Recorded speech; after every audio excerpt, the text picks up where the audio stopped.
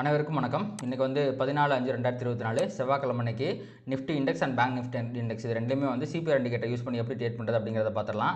அதுக்கு முன்னாடி வந்து நேற்று யூஎஸ் மார்க்கெட்டில் என்னாச்சு அப்படிங்கிறத பார்க்கலாம். ஸோ யூஎஸ் மார்க்கெட்டை பொறுத்த வரைக்கும் நேற்று ஒரு நெகட்டிவ் க்ளோஸ். உங்களுக்கு டவ் ஜோன்ஸ் வந்து பார்த்திங்கன்னா ஒரு 0.21% நெகட்டிவாக முடிஞ்சிருக்கான். உங்களுக்கு நீங்கள் 5 மினிட்ஸில் எடுத்து பார்த்தீங்க அப்படின்னா உங்களுக்கு கிளியராக தெரியும் அது ஒரு கன்சாலிடேஷன் மார்க்கெட் அப்படின்ட்டு. மார்க்கெட் கேப்பாக ஓப்பன் ஆச்சு, ஒரு லோயர் லோ போட்டு வக்கீல வந்துச்சு, அதுக்கப்புறம் வந்து பார்த்திங்க அப்படின்னா கன்சாலிடேட் ஆகி முடிஞ்சிருச்சு. ஓகேங்களா? ஸோ டவ் ஜோன்ஸ் வந்து இப்படி முடிஞ்சிருக்கான். S&P வந்து பார்த்திங்கன்னா பயங்கர ஃப்ளாட். இதுவும் சேம் ப்ரைஸ் ஆக்ஷன் தான், பட் கன்சாலிடேஷன் தான் நம்ம இதை சொல்ல முடியும். அண்ட் நாஸ்டாக்கை பொறுத்த வரைக்கும் இவனுமே வந்து பார்த்திங்கன்னா கன்சாலிடேஷன் தான் ஆயிருக்கான். ஸோ 3 மார்க்கெட்டுமே நேற்று கன்சாலிடேஷன் தான் இருக்குது. அண்ட் முக்கியமாக இவனை பாருங்கள், விக்ஸ் வந்து பார்த்திங்கன்னா 8.5% ஏறிடுச்சு. இதற்கான முக்கியமான காரணம் என்ன அப்படின்னு கேட்டிங்க அப்படின்னா இன்ஃப்ளேஷன் டேட்டா. புதன்கிழமை அன்னைக்கு டேட்டா வருது. இன்றைக்கி வந்து பார்த்திங்க அப்படின்னா நேற்று வந்து திங்கக்கிழமை, இன்றைக்கி செவ்வாய்க்கிழமை ஒரு நைட்டு தான் இருக்குது, நாளைக்கு நைட் டேட்டா வரப்போகுது. அதனால் ப்ராபப்ளி இந்த 2 நாளுமே வந்து யூஎஸ் மார்க்கெட் வந்து கொஞ்சம் ஒரு கன்சாலிடேஷன் மோடில் இருக்கிறக்கோ ஒரு ப்ராஃபிட் புக்கிங் வரதுக்கோ தான் நிறையா வாய்ப்பு இருக்குது. ஏன்னா அவன் ஆல்ரெடி வந்து பார்த்திங்கன்னா வெறித்தனமாக ஏறி இருக்கான். இந்த இன்ஃப்ளேஷன் டேட்டா ஏதாவது மோசமாக வந்துச்சு அப்படின்னா மிகப்பெரிய கேப் டவுன் வந்து இதில் பாதி வந்து வைப் அவுட் ஆகிறதுக்கு நிறையா வாய்ப்பு இருக்குது. அதுக்கு விட மாட்டாங்க. எனக்கு தெரிஞ்சு ப்ராஃபிட் புக்கிங் வரும் அப்படிங்கிறது என்னுடைய எதிர்பார்ப்பாக இருக்குது. ஸோ என்ன ஆகுது அப்படிங்கிறது இன்றைக்கி நைட் பார்ப்போம் நம்ம. ஸோ யூஎஸ் மார்க்கெட் வந்து இந்த இன்ஃப்ளேஷன் டேட்டாவோட கொஞ்சம் நர்வஸ்னஸாக இருக்குது. அதுக்கப்புறம் வந்து பார்த்திங்கன்னா விக்ஸும் ஏறி இருக்குது. யூஎஸோட 10 இயர் பாண்டில் வந்து பார்த்திங்கன்னா அதே ரேஞ்சில் தான் இருக்கான். பெரிய மாற்றம் இல்லாமல் தான் ட்ரேட் ஆகிட்டு இருக்கான். அவனை விட்டுருங்க. யூஎஸ் ஆயிலும் அதாவது க்ரூட் ஆயிலும் வந்து பார்த்திங்கன்னா $79 தான் இருக்குது. இதுவும் பிரச்சனை இல்லை. இது ரெண்டுமே வந்து பார்த்திங்கன்னா நமக்கு மார்க்கெட்டுக்கு சாதகமான ஒரு சூழ்நிலை தான் இருக்குது. அடுத்து வந்து நம்ம ஏடிஆரை பார்த்துருவோம். இங்கே வந்து பார்த்திங்கன்னா ஐசிஐசி பேங்க் வந்து ஒரு 1% பாசிட்டிவ், HDFC வந்து 1.21% பாசிட்டிவ். நேற்று வந்து பேங்கிங் செக்டருக்கு சாதகமாக ஃபிட்ச் அப்படிங்கிற ஏஜென்சி வந்து பார்த்திங்கன்னா கொஞ்சம் ப்ரைவேட் பேங்க்குக்கு சாதகமாக சில நியூஸை விட்டாங்க. ப்ரைவேட் பேங்க்கோட க்ரோத் நல்லாயிருக்கும் அப்படின்ட்டு. அதில் தான் ஒரு மிகப்பெரிய ஷார்ட் கவரிங் அப்படிங்கிறது பேங்க் நிஃப்டியில் வந்துருச்சு. அப்புறம் வந்து இன்ஃபோசிஸ் வந்து பார்த்திங்கன்னா ஃப்ளாட்டாக முடிஞ்சிருக்கான், விப்ரோவும் ஃப்ளாட்டாக முடிஞ்சிருக்கான். அப்படியே நீங்கள் ஏடிஆர் பக்கம் வந்தீங்க அப்படின்னா இங்கே வந்து இன்ஃபோசிஸ் என்ன பண்ணியிருக்கான், பாசிட்டிவாக முடிஞ்சிருக்கான். ஐசிஐசி வந்து 0.45% தான் பாசிட்டிவ், இங்கே வந்து 0.98% பாசிட்டிவ். HDFC பாருங்கள் 0.72 தான் பாசிட்டிவ், இங்கே வந்து பார்த்திங்கன்னா 1.2 பாசிட்டிவ். அப்போ வந்து ஏடிஆர் பெருசாக ரிஃப்ளெக்ட் ஆகல. விப்ரோ வந்து இங்கே ஃப்ளாட்டாக முடிஞ்சிருக்கான், இங்கே வந்து பாசிட்டிவாக முடிஞ்சிருக்கான். ஸோ ஐடி செக்டர் வந்து பார்த்திங்க அப்படின்னா ஓரளவுக்கு பாசிட்டிவாக முடிஞ்சிருக்கு, பட் பேங்கிங் செக்டர் அந்தளவுக்கு வந்து பாசிட்டிவாக முடியலை. ஸோ ஏடிஆர்லேருந்து வந்து பார்த்திங்கன்னா ஒரு மிக்ஸ்டு சிக்னல் தான் வந்திருக்கு. மிகப்பெரிய பாசிட்டிவிட்டியோ நெகட்டிவிட்டியோ வந்து இண்டிகேட் பண்ணல, இதை விட்டுருவோம். அடுத்து வந்து FIDA டேட்டா பொறுத்த வரைக்கும் வழக்கம் போல் ஜூன் 3 வரைக்கும் FIA வந்து நெட் செல்லராக தான் இருப்பாங்கன்னு நினைக்கிறேன். இவங்க ஒரு 5000 கோடிக்கு பக்கமாக 4500 கோடி விற்றுருக்காங்க. DII வழக்கம் போல் 3500 கோடிக்கு வாங்கியிருக்காங்க. நெட்டு வந்து பார்த்திங்கன்னா கிட்டத்தட்ட ஒரு 1000 கோடி வந்து செல்ல தான் இருக்குது. இது ஒரு நெகட்டிவிட்டி தான். அதுக்கப்புறம் வந்து இப்போது வேர்ல்டு மார்க்கெட் ஃபியூச்சர் அதை பொறுத்த வரைக்கும் டவ் ஜோன்ஸ் வந்து இப்போ ஃப்ளாட்டாக இருக்கான், S&P flat, Nasdaq flat, DAX flat, France flat, European market எல்லாமே ஃப்ளாட்டு தான். நிக்கி மட்டும் பாசிட்டிவாக இருக்கான், தைவானும் பாசிட்டிவாக இருக்கான். ஸோ ஏஷியன் மார்க்கெட் வந்து பாசிட்டிவாக இருக்குது, யூரோப்பியன் மார்க்கெட், அமெரிக்கன் மார்க்கெட்லாம் ஃப்ளாட்டாக இருக்குது. ஸோ அதற்கப்புறமாக நாம் வந்து இன்ட்ராடேயில் போய் கிஃப்ட் நிஃப்டியை பார்க்கும்போது அவன் ஒரு 40 பாயிண்ட் கேப் அப் காட்டுறாங்க. ஸோ இருங்க, ஓப்பன் ஆனதுக்கப்புறமே ஒரு ஃபால் வந்து அவன் மேலேயே தான் இருக்கிறான். நேற்று இன்ஃப்ளேஷன் டேட்டா கூட வந்துருந்துச்சு, அதுவுமே வந்து பார்த்திங்கன்னா எக்ஸ்பெக்டேஷன் லெவலில் தான் இருந்துச்சு. அதுவுமே வந்து பார்த்திங்க அப்படின்னா இந்தியாவுக்கு ஒரு பாசிட்டிவிட்டி தான். ஸோ இப்போதைக்கு அவன் 40 பாயிண்ட் கட்டுறான். ஸோ நேற்று என்னாச்சு அப்படிங்கிறத நம்ம முதல்ல பார்ப்போம். அதுக்கு நம்ம வந்து இண்டிகேட்டர் ஆன் செய்து விடலாம். இங்கே பார்த்தீங்களா, நேற்று வந்து ஒரு இன்சைட் சிபிஆர்னால் அது ட்ரெண்டிங் டே. ஓகேங்களா, ட்ரெண்டுக்கு ஏற்ற மாதிரி அவன் பெருசாக கீழே போயிட்டு S2லேருந்து ரிவர்சல் ஆகி R1 வரைக்கும் போயிருக்கான். பட் R1 தாண்டி க்ளோஸ் வைக்கல. R1 டெசிசிவாக தாண்டி க்ளோஸ் வச்சுருந்தா அப்படின்னா நம்ம இதை ட்ரெண்ட் ரிவர்சல் அப்படின்னு சொல்லிடலாம். ஸோ இன்றைக்காச்சும் மார்க்கெட் R1 தாண்டி க்ளோஸ் வைக்கணும். பேங்க் நிஃப்டியில் என்னன்னா அவன் வந்து பார்த்திங்கன்னா R1க்கு மேலே போயிட்டான், பட் ப்ரீவியஸ் டே ஹையை தாண்டி மேலே போகல. ஸோ இவனுமே வந்து பார்த்திங்க அப்படின்னா ஒரு சின்ன கன்ஃபர்மேஷன் அப்படிங்கிறது வேணும் ட்ரெண்ட் ரிவர்சலுக்கு. பட் ஸ்டில் இப்போதைக்கு வந்து பார்த்திங்க அப்படின்னா இந்த ட்ரெண்ட் அப்படிங்கிறது ஸ்லைட்லி ஒரு இதுக்கப்புறம் நெகட்டிவ்னு நம்ம சொல்ல முடியாது, மேபி கன்சாலிடேட் ஆகலாம் அப்படிங்கிற ரேஞ்சுக்கு வந்து இவன் மாறிட்டான். ஸோ இப்போ நம்ம வந்து பார்த்திங்க அப்படின்னா டுமாரோ சிபிஆர் வந்து ஆன் பண்ணிடலாம். ஓகேங்களா, இதுதான் டுமாரோ சிபிஆர். பேங்க் நிஃப்டியில் வந்து பார்த்திங்கன்னா இன்றைக்கி ஃபார்ம் ஆக போகிற சிபிஆர் வந்து பார்த்திங்கன்னா ஒரு outside CPR, wide CPR.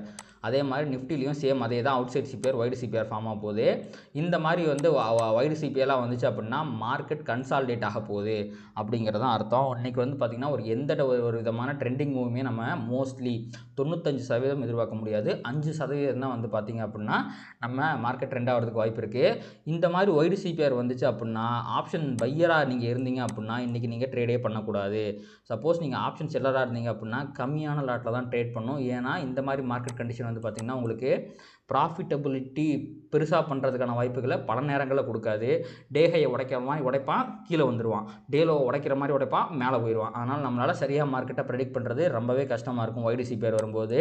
So இதில் வந்து பார்த்திங்கன்னா மார்க்கெட் R1 கிட்ட போச்சு அப்படின்னா கண்டிப்பாக ஒரு ரிவர்சல் வர்றதுக்கு 90% வாய்ப்பு இருக்குது. ஃபர்தராக பெருசாக மேலே ட்ரெண்ட் ஆகிறதுக்கு வாய்ப்பு இல்லை. அதே மாதிரி தான் மார்க்கெட் கீழே S1 கிட்ட வந்துச்சு அப்படின்னா கண்டிப்பாக ஒரு ரிவர்சல் அப்படிங்கிறது வரதுக்கு வாய்ப்பு இருக்குது. கீழேயும் போக மாட்டான். So R1 reversal, S1 reversal and CPR reversal.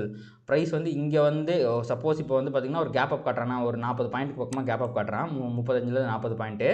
நீங்கள் அப்படி கணக்கு போடும்போது இங்கேருந்து ஒரு 30 பாயிண்ட் மேலே போனோம் அப்படின்னா உங்களுக்கு வந்து இந்த இடத்துல தான் ஓப்பன் ஆகும். ப்ரீவியஸ் டே ஹை இருக்குது பார்த்தீங்களா, அதுக்கு லைட்டாக மேலே ஓப்பன் ஆகும். அப்போ ஓப்பன் ஆகி அப்படியே கீழே வந்தான்னா ப்ரீவியஸ் டே ஹை ரிவர்சல் அப்படிங்கிறது ஒரு ஹை ப்ராபபிள் ட்ரேடாக இருக்கும். ப்ரீவியஸ் டே ஹை பிரேக், அதாவது ப்ரீவியஸ் டே ஹைலேருந்து CPR இருக்குது. ஆனால் ஸ்பேஸ் இருக்கான்னு பார்த்தீங்கன்னா குட்டியோண்டு ஸ்பேஸ் தான். இதில் நமக்கு தேவையான ப்ராஃபிட் அப்படிங்கிறது கிடைக்காது. அப்போது CPRலேருந்து ரிவர்சல் எடுத்து நல்ல கிரீன் கேண்டில் போட்டுச்சு அப்படின்னா நீங்கள் புட் ஆப்ஷன் செல் பண்ணலாம். உங்களுக்கு அகைன் ப்ரீவியஸ் டே ஹையில் கேப் பார்த்தீங்களா கிடையவே கிடையாது. அதனால் இன்றைக்கி எங்கே ஆனாலும் சரி நீங்கள் ஒரு ஒரு நிஃப்டியை பொறுத்த வரைக்கும் ஒரு 50 பாயிண்ட், பேங்க் நிஃப்டியில் ஒரு 100 பாயிண்ட் கிடச்சா தான் உங்களுக்கு 0.5லேருந்து 1% ப்ராஃபிட் கிடைக்கும். அப்படி கிடைக்கிற மாதிரி இடத்துல ரிவர்சல் வந்தால் மட்டும் எடுங்க. அப்போ செல்லராக இருந்தாலும் அந்த மாதிரி எடுத்தால் தான் நம்மளால் ப்ராஃபிட் பண்ண முடியும். ஸோ இதை மட்டும் ஞாபகம் வச்சுக்கோங்க. YD CPR வந்தால் டே ஹை டே லோவை நம்ம கன்சிடர் பண்ணக்கூடாது. அப்படி பிரேக் ஆகும்போதெல்லாம் ரிவர்சலுக்கு தான் வாய்ப்பு இருக்குது. நீங்கள் CPR reversal, R1 reversal, S1 reversal, CPR ரெண்டு சைடுமே இன்கேஸ் நம்ம இங்கே பார்க்குறதுக்கு முன்னாடி 8 மணிக்கு முன்னாடி அவன் கீழே விழுந்துட்டான், ஒரு 40 பாயிண்ட் கேப் டவுனில் ஓப்பன் ஆகிறான், டப்புன்னு மேலே போய் திருப்பி ரிவர்ஸ் ஆகிறான்னா அந்த CPR ரிவர்சலையுமே நீங்கள் கன்சிடர் பண்ணலாம்.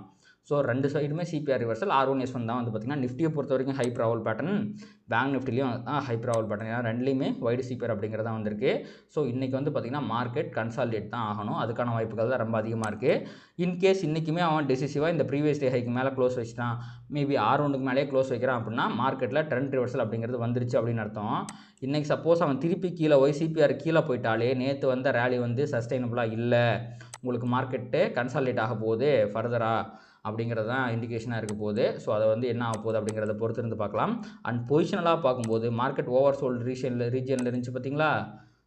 ஒரு நிமிஷம் CPR மட்டும் ஆஃப் பண்ணிடுறேன். இந்த லைன்ஸ் என்னால் மறைக்க முடியாது, ஏன்னா நான் ட்ரேட் பண்ணுறதுக்கு ரொம்பவே ஹெல்ப்ஃபுல்லாக இருக்கும் அதனால். ஸோ இங்கே பார்த்தீங்களா உங்களுக்கு வந்து கரெக்டாக சப்போர்ட்லேருந்து பிரேக் அவுட் ஆகிட்டு அப்படியே மேலே வந்துட்டான். ஸோ அப்போது இந்த லோ இருக்குது பார்த்தீங்களா, அதாவது கிட்டத்தட்ட 47,000. அந்த 47,000 அப்படிங்கிறது இந்த மாதத்துக்கே ஒரு மிகப்பெரிய சப்போர்ட்டாக இருக்க போது. ஏன்னா இதுதான் பேனிக் பாட்டம்னா என்ன, வெறித்தனமாக கீழே இறங்கிட்டு அதுலேருந்து செமையாக ஒரு ரேலி வந்துச்சுன்னா அதான் நம்ம பேனிக் பாட்டம்னு சொல்லுவோம். எல்லாரும் பொசிஷன்லேருந்து எக்ஸிட் ஆகிட்டு மேலே தூக்கிட்டு போயிருக்காங்க. ஸோ இதை தாண்டது அப்படிங்கிறது இந்த மாதத்தில் ரொம்ப கஷ்டமான ஒரு விஷயம்.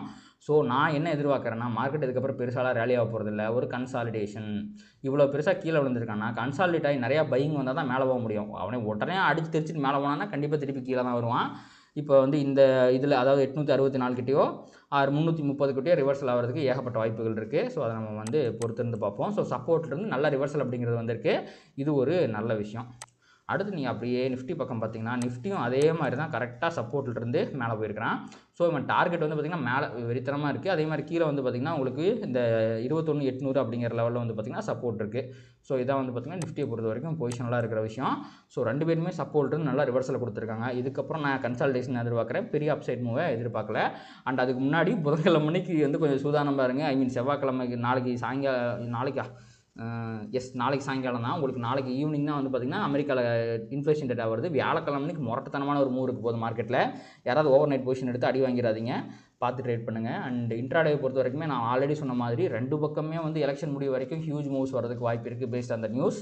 அதனால் லாஸ் பண்ணாலும் 1% மேலே இன்ட்ராடேயில் லாஸ் பண்ணாதீங்க. உங்கள் கேபிட்டல் ப்ரிசர்வ் பண்ணி வச்சுக்கோங்க, அடுத்த மாதம் பார்த்துக்கலாம்.